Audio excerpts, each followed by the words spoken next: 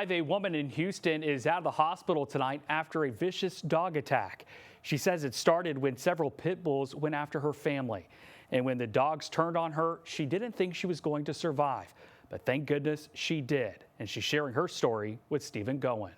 The stitches on her face tell only part of the story. Tonight, Michelle Means says her entire body is still in pain after the vicious dog attack that sent her to the hospital Monday. It was a shock for us, for them to have done what they did. It happened after she got a call from her 13-year-old son. He'd been walking to his sister's house a few doors down. He's crying, he's upset. He said, tell me that the dogs had attacked him and Megan was pretty seriously injured and she needed me. That's when Michelle rushed over and 8 pit bulls surrounded her, out for blood. They're chomping down on you and just pulling you apart piece by piece, and you're doing everything you can to fight them off. She says a neighbor eventually came to help, but by that time the dogs had already bitten her face, neck, arms, and legs.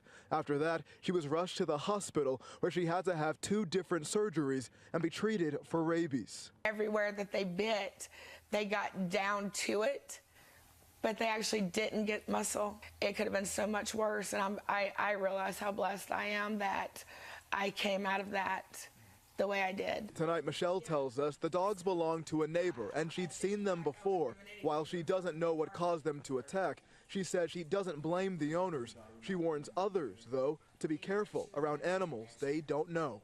Even if a dog looks friendly, it doesn't mean they're necessarily friendly. Even if you don't provoke them, doesn't mean they won't attack.